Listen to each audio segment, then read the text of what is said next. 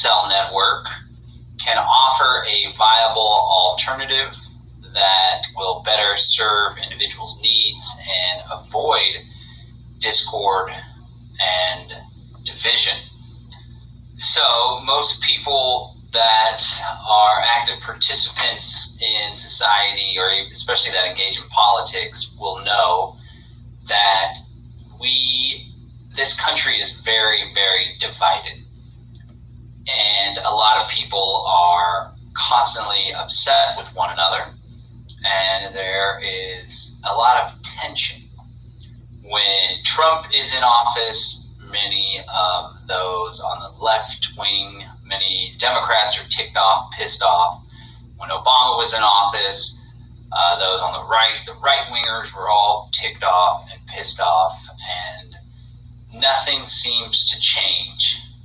So I would like to take the position that if we rethink the manner in which we organize society, and we shift it away from a centralized, top-down, hierarchical, one-size-fits-all means of social organization to a decentralized, localized, distributed means of social organization, that we will better be able to live peacefully together without problems and discord. I also want to invite you to join the fourth International Conference Call for Freedom Cells. It's coming up tomorrow. If you're watching this is being recorded on Friday, 6/26, and coming up on the 27th at 5 p.m., we will be doing the fourth International Conference Call. I think there's like 80 to 100 people on the last one. It was a very productive call. A lot of people got to learn about Freedom Cells, and we did a little bit of work organizing our little Freedom Cell network. I also want to invite you to join freedomcells.org. We have our very own social network. If you're tired and fed up with Facebook or all these other networks that are censoring all sorts of stuff, I invite you to go to freedomcells.org, register, and there you'll find the Freedom Cells social network. Now I want to show you how cool this is. We'll talk about Freedom Cells in a sec. Essentially, it's groups of 8 people that work together for mutual aid, achieving common goals, and securing the sovereignty of the individual members. Those groups of 8 then link up with other groups of 8 to form larger networks. But this isn't just an idea or some sort of document or paper or thesis. Check out the people that are involved in the Freedom Cells network here. This is people all across the globe. We have some in South Africa, Brazil, Australia, Southeast Asia here. Look at here near Indonesia. These guys are probably sipping on some kratom down here. Really cool stuff. And of course, we have the biggest concentration here in the United States of America. So one thing that you can do with this group is, a lot of people are like, man, I feel all alone. There's just nobody that shares my ideas, and I can't possibly get started with Freedom Cells or with the Liberty Movement or whatever. Well, let's say that you live in Colorado. So you join the social network, you put an address, and you don't have to put your exact address, just put an address near where you live, and then check it out. You find, oh my God, I never knew there'd be so many people in my area that are thinking outside the box, that are looking to create alternatives. They're all over the damn city. So check it out. This is the real deal, folks. These are people all across the country that are active and organizing Freedom Cells. So, what is a council? When I use the word council, I'm referring to a horizontal, freely associated, directly democratic body, which is composed of the people from some particular region, interest, identity, or profession. In these councils, all proposals are created and brought to a vote by the members, not some narrow leadership. And if the council needs to delegate someone to carry out a task, that delegation is temporary and able to be revoked by a simple majority vote at any time. If you'd like to get a more in-depth explanation of what I mean by this, I recommend watching my video After the Revolution. There I lay out how a mass-scale, weak consensus voting system of nested council structures might work. However, I would offer 2 points about how this process of council building should differ from the one I laid out in that video. First, when sizes permit, consensus voting should be used instead. That is to say, decisions should only pass in these councils with unanimous approval. Consensus is almost always superior, so long as it can be used, because it guarantees that no one's needs are ignored and promotes strong agreement upon a plan of action. The second comment is simply to say that this vision of council structures is much more flexible than the system laid out in After the Revolution, involving a much larger variety of groups for which councils could be built to facilitate their needs. With such a wide open field, it's probably difficult to decide where to even begin, but I advise that you begin with yourselves. That is to say, the group of people that seeks to organize councils in different communities should be the first to model the method. After all, if you're going to bring the idea of democratic management to strangers, you should already have proof that it at least works in managing your group first. This sort of organizing council, composed of ideological anarchists and libertarian socialists, that has the goal of spurring on further radicalization and prefiguration, is called a catalyst group.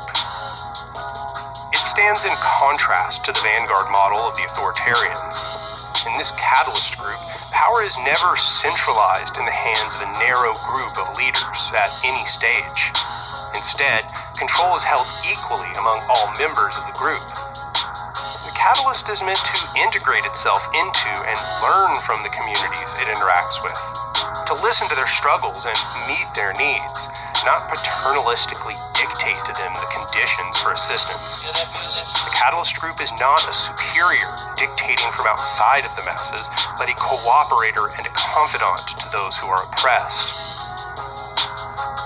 Ultimately, the motivating ethos is that those who are affected by some decision are those who should decide. A council could be created by a neighborhood so that they could decide together about things which affect them. Or a council could be created on a certain city block, street, area code, city, or any other geographical location. Similarly, councils could be created to represent the needs of particular oppressed identities. Black citizen councils, Indigenous American councils, women's councils, and so on. Councils could be created for families affected by police violence, or elders in an area, or radical youth. If you want to get an overview of different council bodies that could be created and how to create them, there's a very good coverage in the work Let Your Motto Be Resistance by Kalia Kuno and the Malcolm X grassroots movement. In this work, the atom of council building that they present is called the Block Committee, and serves as a very good descriptor of the sort of minimum entity I advocate here. Similarly, among many communalists, there is a conception of what is called a neighborhood pod, and there's a wonderful video by Neighbor Democracy called Neighborhood Pods, What They Are and How to Start Them, which also serves as a tactical companion to this video. Regardless of what that minimum entity is called, however, the thrust remains the same. We must build democratic bodies at the smallest level first, so that the people can control their lives directly. Deciding whether one should focus on neighborhoods, blocks, streets, apartment buildings, or any other span is a matter which is particular to your conditions. You will have to ask yourself, what size, span, and scope is most reasonable for me to group people together in my area? I'm sure that many of you, as you're listening, are nervous imagining that you'll have to go speak to your neighbors and, worse, have a conversation with them about something so contentious. Yet, this is precisely why such a thing must be done. This project is not only revolutionary in the action of creating democratic structures that will oversee our projects, it is revolutionary precisely because it represents a hope in repairing the atomization of capitalism. All hierarchies of power desire to keep us separate, competing, and individualistic, because we are easier to exploit that way. The bulk bulk of historical leftist movements have relegated themselves to a somewhat narrow prefigurative path, focusing largely on the creation of different kinds of unions, viewing the union as a tool of anti-capitalist warfare. And the union, if established and managed through the same democratic, horizontal principles as we've laid out beforehand, is indeed a body fit to do battle with capitalism. But it's also an entity which only exists as long as capitalism exists. It's a model entirely based on negotiation with capital, not a body configured to give the workers full control. Unions are worthwhile, good even, but the more hierarchical that they are, the more likely they will not endure the transition out of capitalism, and thus have an institutional tendency to resist that change or function as forms of co-option in the labor movement. Our struggle is not just in capitalist workplaces. It's a broader struggle to create our own cooperative workplaces. Creating worker-owned businesses and creating them in a network and at a point that can scale, I think can be done anywhere, in any community. I mean, it's really believing that my labor and what I'm doing, it's really part of me and who I am. It's a win when we all succeed and we make profit and we're on time and on budget, and we all lose when we take a loss, when we have a learning curve or a project that unforeseen things pop up. It becomes like a collective knowledge. A lot of these things could be solved through what we had experienced as worker owners and as people who were able to apply that model to all these different sectors in cooperatives.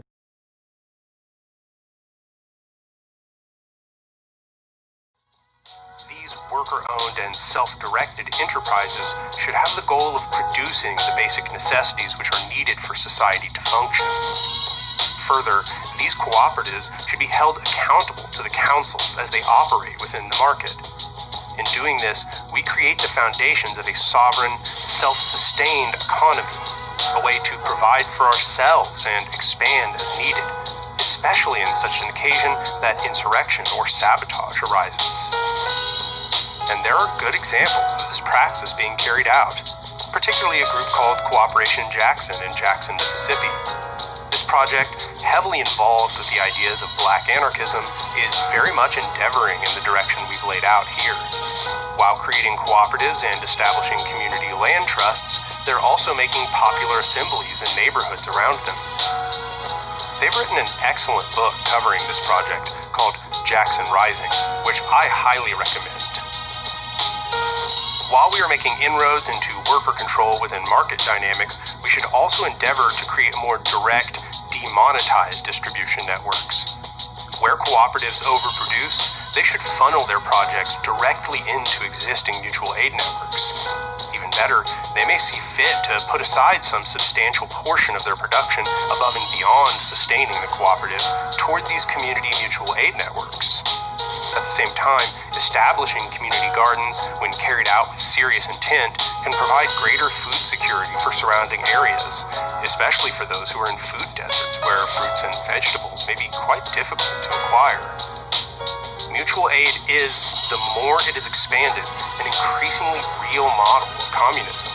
Distribution based on need and production based on ability. The abolition of price and currency in favor of human solidaric cooperation.